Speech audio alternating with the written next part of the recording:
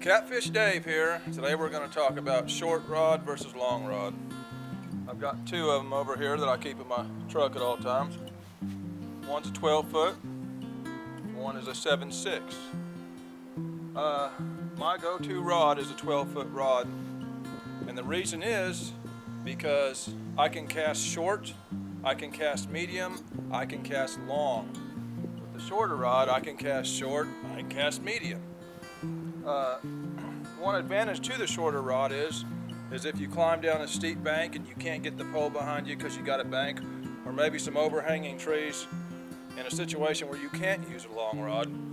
But in 75% of the places that I fish, the area is pretty clear, fishing usually public parks, around boat ramps, places like that, and I can use that long rod. So it just gives me way more options on being able to cover distances in water. The short rod I primarily use for throwing live gills while I've got my long rods out. And as you can see, the 12-foot rod actually breaks down into a smaller section. It's only 6 foot long now, whereas the 7.6, so it actually makes it easier to transport. If I could only have one rod, I was only allowed to have one, it would be a 12-foot rod. I've caught more big fish since I've owned them.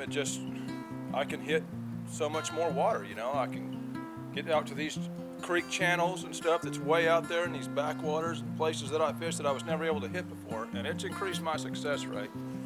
About the only time you wouldn't want to cast long might be in real heavy current because you're going to have a lot of line being drugged.